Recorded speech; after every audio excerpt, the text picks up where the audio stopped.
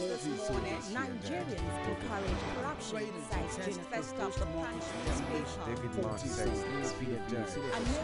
Nigerian Gardeners Forum calls for Okonjo Iweala's resignation.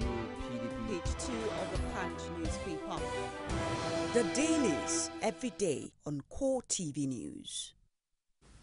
Yes, from the dailies we come on to Core Digest. Yes, this morning, welcome. I am Sheyi Martins. Ebo is still very much here with us. And we are here to discuss the issue that is very, very paramount to you and I. The havoc visited on the nation by Boko Haram was laid bare by President Goodluck Jonathan in Paris in the past weekend. And he did say that Boko Haram had killed more than 12,000 people in Nigeria. President Jonathan was not in Paris alone. The presidents of Cameroon, Niger, Chad, and of course the host president François Hollande of France was saying that Boko Haram and the link with Al-Qaeda has made West Africa and Central Africa very, very treacherous. And these terrorists must be taken care of. All of the leaders acclaimed and proclaimed that it should be total war against the terrorists.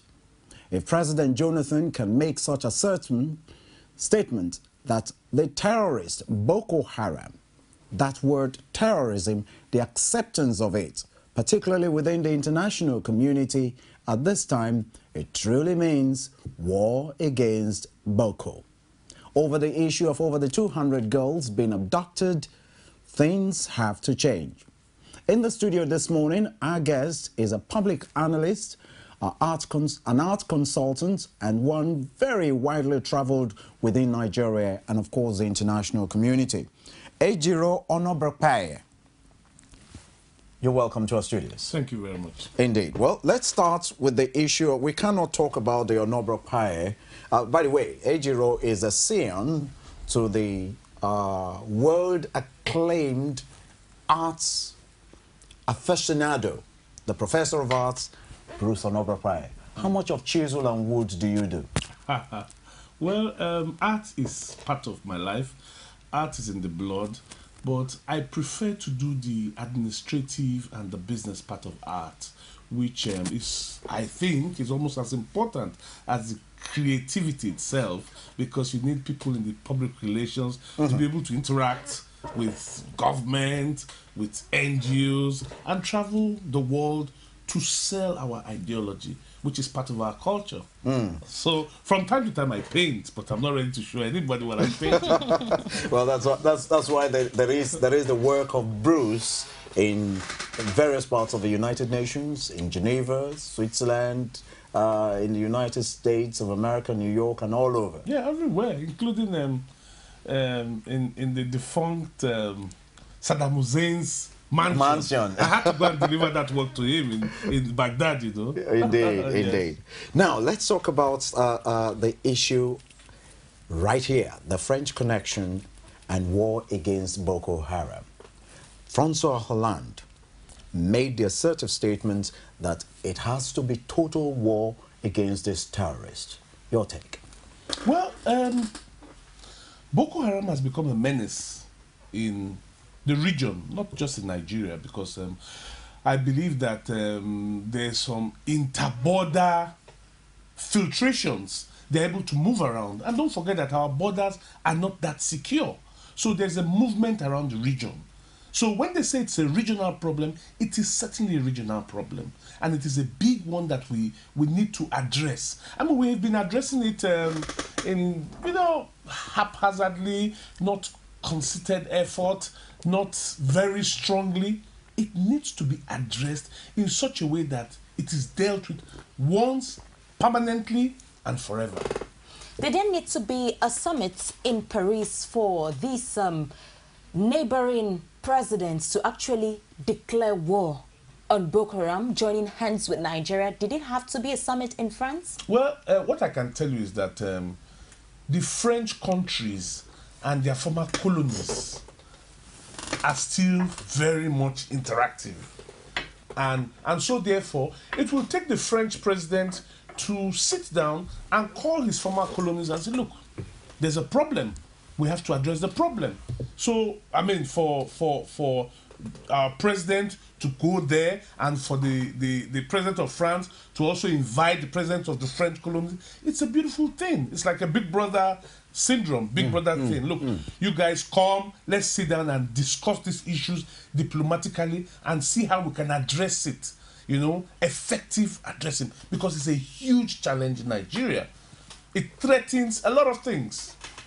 And the conclusion of the summit was talking about sharing intelligence, providing technical expertise to Nigeria. But on the contrary, the U.S. intelligence was talking about their aircraft that's been hovering around, gathering intelligence, that they are being careful, diverging this intelligence to the Nigerian military, because they're not sure the Nigerian military is ready to work with it as they expect. So are we saying there is much of work going on?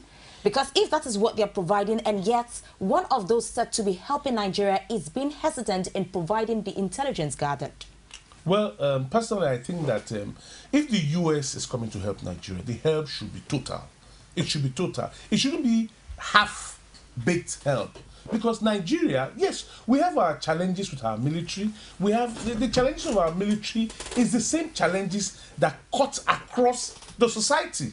You know, we have problems which we are going to address as time goes on. But you see, now, if the U.S. is coming to help us, they should be able to even help in training, divulging those information, so that people will now be able to know how to take the whole thing to the next level. So they cannot say they have gathered information, they have hovered around, they've done satellite views of everything, yet they can't give the information.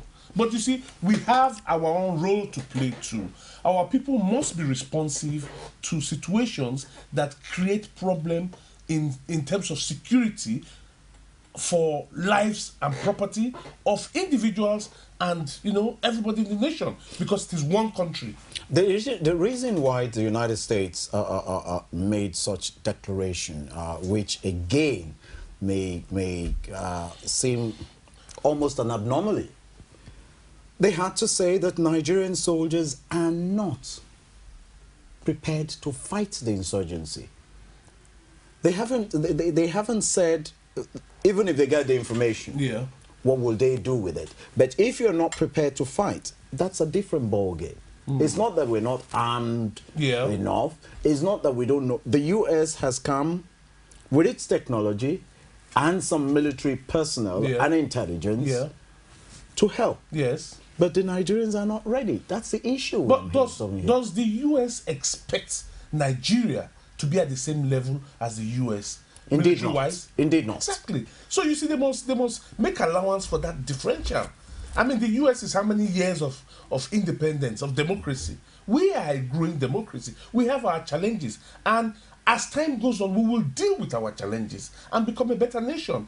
You see, I am a little upset about some of the statements that the U.S. is making concerning our military.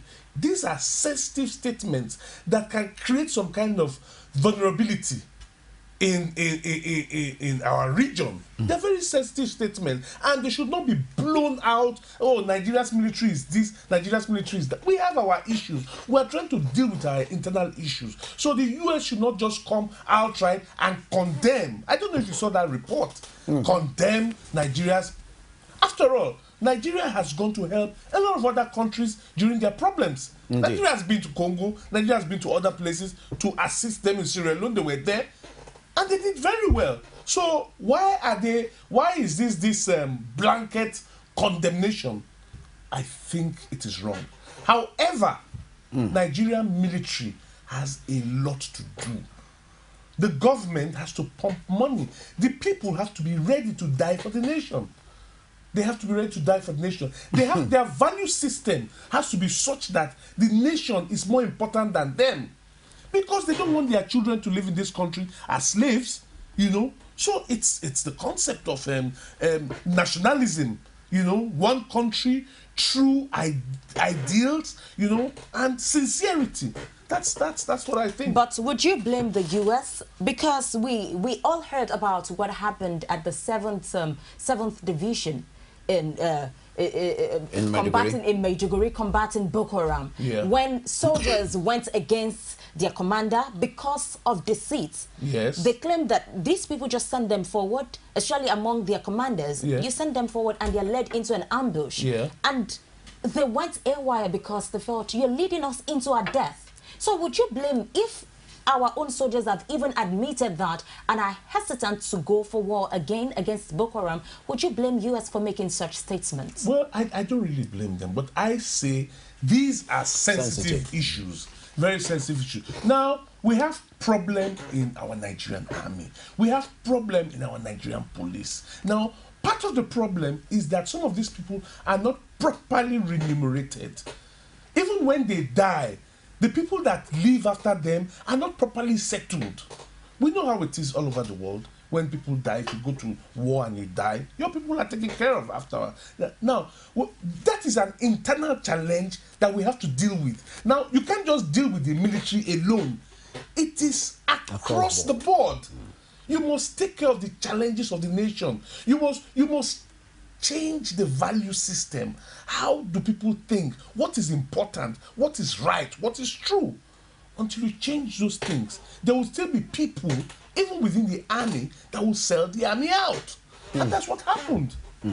Why did they sell them out? For money. For money. Indeed, let us consider the Francophone countries' involvement, because the areas of operation of Boko Haram has been within these Francophone countries. François Hollande, the president of France, did make even a much further acclamation of including the Central African Republic as an area that Boko Haram's involvement is beginning to touch because of what is going on now within the Muslim-Christian palaver within Central Africa. Now, the Francophone countries around Nigeria, that is Niger, Chad, and Cameroon, have been called upon. Boko operates in Cameroon. We hear there is an influx through Niger because there is an arm dump where they get their arms from Niger. Chad area is another covert area for Boko Haram's operation. This country had been largely very, very quiet when we discussed the issue of Boko Haram. Now the French president has called on them that there is war in your territory. How serious do you think these people will take it? Well, I will tell you that one of the very important tools of the Boko Haram is their state-of-the-art ammunition. How do they get it? Probably through the wars that have happened in the past in some kind of Africa. Maybe Libya. It filters through the desert and comes to where the desert terminates. That is around that Nigeria. Exactly where the desert terminates. And so they can keep a whole bulk of ammunition there. Now, that is one problem. That is a huge problem. So the trafficking of those arms have to be reduced. They have to try and address that. Otherwise, the so-called Boko Haram people will have superior firearms. And that is what they are, that is how they are threatening lives and properties, with their firearms, with ammunition. Now, the religious perspective must be looked into. We must look at the ideology of the Muslims. Islam, generally, in my own opinion, seem to push some people to a level of extremism. That is, oh, this is what Allah wants. And because Allah wants this, we must go according to this. We must go according to what Allah says. And in terms of interpretation, yes. In terms of interpretation. But it may not be right to say all Muslims are extremists. It may not be right. I think it's a few people that have either misinterpreted it or read partially the Quran, because their information starts from the Quranic school, where they learn how to recite. as very young children. Now, those in the Quranic school, what they learn to recite, they do not understand. But as time goes on, some of them begin to, as they get older, they begin to investigate the things that they are learning, the things that they have learned in the Quranic school, and they begin to take ideas slowly. Now, so it is not wrong to say, it is wrong to say, oh, all Islamic people are extremists. No.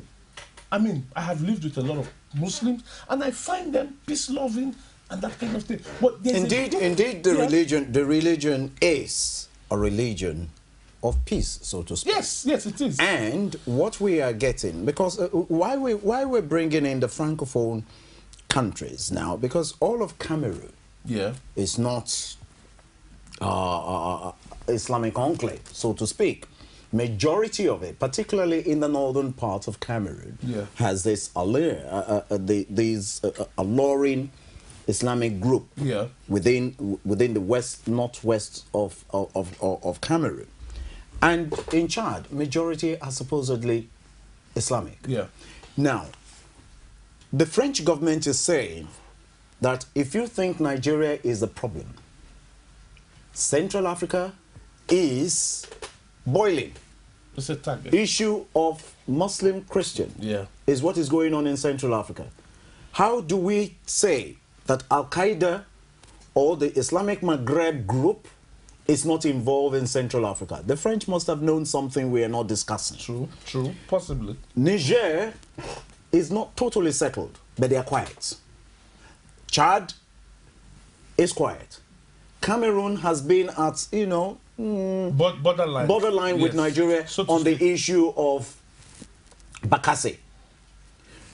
So nobody sees this issue as an international problem, but Nigeria's internal problem, because all of the statements we heard from most of their leaders, Paul Biya inclusive, says Nigeria's Boko Haram.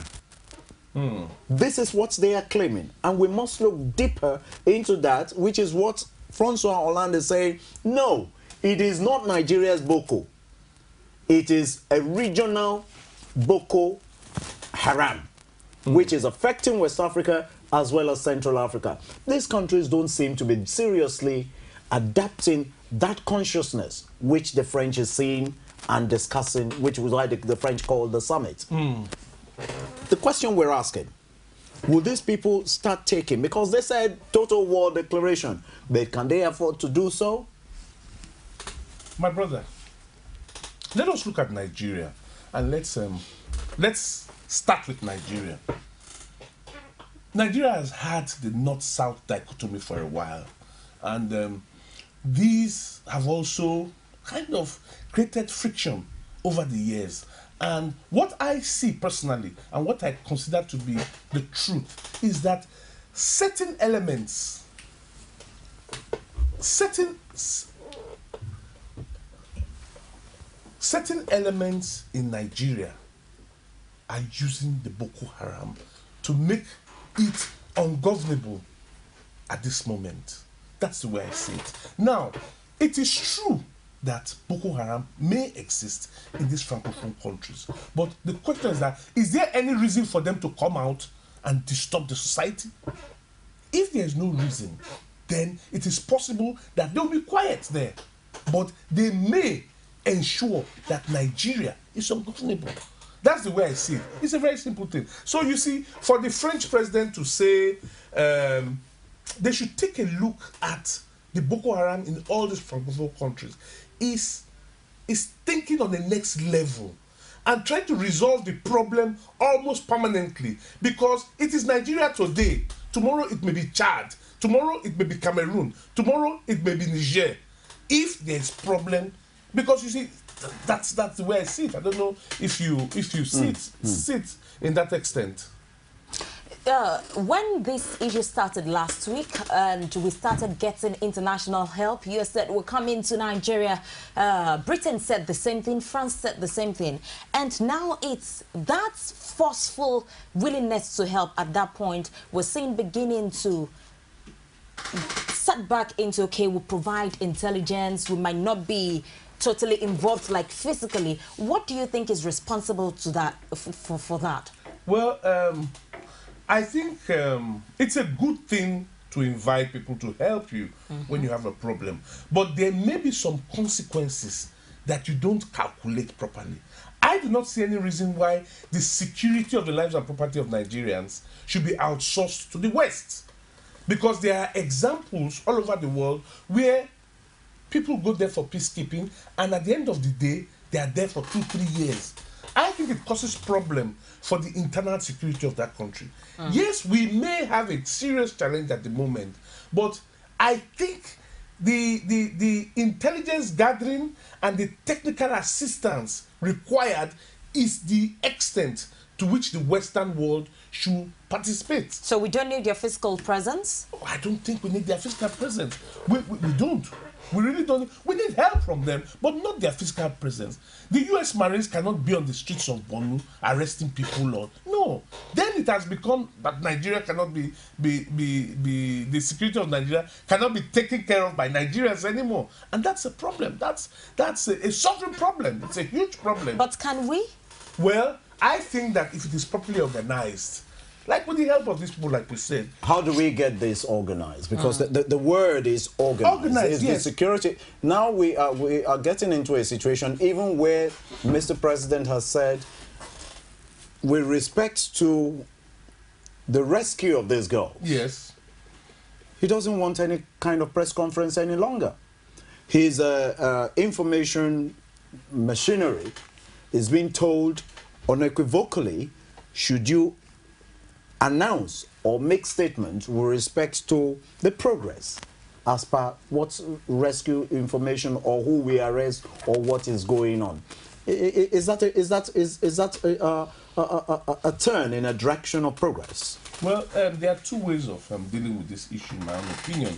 I think that the federal government either finds a way to go into negotiation with credible leaders and discuss with them what the challenges are and try to address the problem. That is one way of doing it.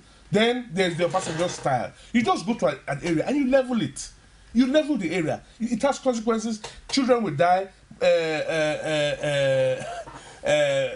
People will die. And you deal with that area like that. But I think that if the government has not exhausted the means of communicating with these people, they have leaders, and I'm sure if you promise not to arrest them, they can come out. They are human beings. The issue must be they can come out and negotiate, either on behalf of their sect, because there's a problem, and I don't think any problem cannot be resolved. It's just a matter of negotiation, and if the terms of these militants or these Boko Haram people are, let's assume they are unreasonable, there's still a way to try to pacify them. Because I don't see any reason why they should talk about Western education. Education is a fantastic thing. It makes us liberal. It liberates our spirit, our mind, and when we have information, we can process it properly. I don't see any reason why they should take young girls, marry them off, or sell them to slavery. I think the world has moved away from that. And I'm sure there's a way you can discuss with these people. So you see the two options I have given now. What? Now that you mentioned negotiation, last week Shekau was asking that these girls be exchanged for their own commanders and families that have been held hostage for 5 years without taking them to court. First, do you think we should exchange them? Second, we heard just this weekend that Shekau is peddling, saying, okay, we don't need the top-ranking members of Boko Haram, just give us our children and wives.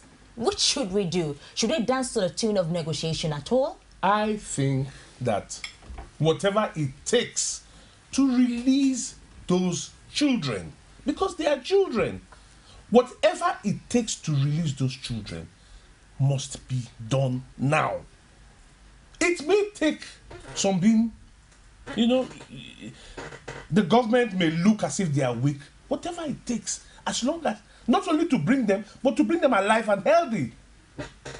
I think that the government should go into that negotiation. If you have to release some of the people, release them. So that these children will have a life. So that they are not tortured. Their spirits are not, Because every day they stay with those people, it's getting worse. It's getting worse. And every day they stay with them, we can't guarantee what is happening to them. Are they being raped? Are they being beaten? Are they being forced to do things they don't want to do? Are they being forced to do evil things? We must be very careful that the lives and property, the lives of these girls should not be, it shouldn't be politicized. It shouldn't be, we shouldn't gamble with it. We must ensure that whatever it takes to bring those girls out, if Shekau can send emissaries to have a discussion with the government shouldn't arrest them. They can deal with the issues later. But apparently, these people we're talking about are organized people.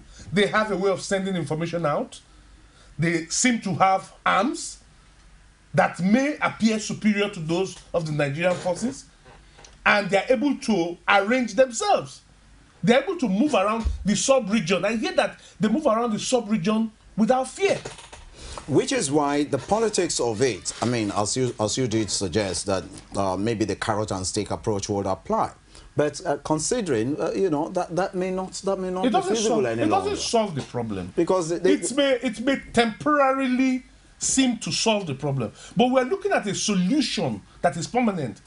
The case is these children, we want them back and alive. And alive. Yes. Not any in body bag. Yes. Carrot and sticks no longer applies. It cannot apply. It cannot apply. So because which other way? We haven't exhausted the negotiation thing. I think we should continue. Well, they have now soft pedal. The Boko Haram have now soft pedal, according to reports over the weekend, that they want their wives and children back. How do we differentiate who, at 18-year-old, has been part of an insurgency that the government should release? What should the government be thinking of? Well, the government should do their own analysis and deal with the issue accordingly. I don't think the idea of Boko Haram is one person. I think it's an ideology that translates from people who are children, who do not necessarily have economic freedom, who have been imbibed in the Islamic training. Those issues must be dealt with. The value system of those people must be dealt with. Now, if those people need, if they need to be schooled, there must be machines in motion to take care of those people before they become vulnerable to Boko Haram. Who is not vulnerable now? Even parents who are awaiting the coming back of their children. Are they not? Well, they are human beings. So indeed, because psychologically, yes, psychologists will tell you that the trauma being gone through by every parent in the world, not only in Nigeria, because we see the demonstration in various parts of the world, how women, mothers, including presidents' wives, are involved in, I cannot understand or appreciate my own daughter going through what any of these over 200 girls are going through. The thoughts, actually, as you suggested earlier on, had they been raped? Are they being made to do things they don't want to do? Are they being, what is their state of mind? What is the state of mind of every mother? So the point now is every help is needed. But where do we draw the line on, or no borders at all? Give us our children and we give you everything else you want, excluding those who had committed this heinous crime, as it were. You see, I would love for us to take out the jamboree aspect of this, bring back our girls, because let us look at the true objective of that. Now, the international world is sensitized about it. Does it really sensitize the Boko Haram people? Do they really watch this international press? Do they really watch it? Are they seeing the kind of effect, effect that is that? Maybe not. Is that approach, is it totally effective? I'm not sure. Because what is happening is that on Facebook, there is bring back the girls. On Twitter, there's bring back the girls. On TV, the wives of president, everybody is talking about it. Is that the real solution? I think that negotiation with these people somehow to ensure that, yes, they may lose a little bit, but the girls come out alive. Okay, I think the point here is let the girls come out alive. It doesn't matter how they come out. It doesn't matter what we exchange for their arrival. Let them come out alive. There are still so many questions to be asked, like why did the president cancel his alleged plan to visit Chibok? And there's so many conclusions at the Paris summit with President Francois Hollande. We'll take a short break from Core Digest. We'll bring you the news at 10 and we'll continue after the news. Don't go away. Nigerians continue to the city of Lagos. There is still a poor level of... Be the first to know. CORETV News. From the north, south, east, west and around Africa, we break the news. One Nigeria. Now you can catch all the actions live as the news breaks. We are CORETV News. Welcome to Core a TV. 24-hour news station.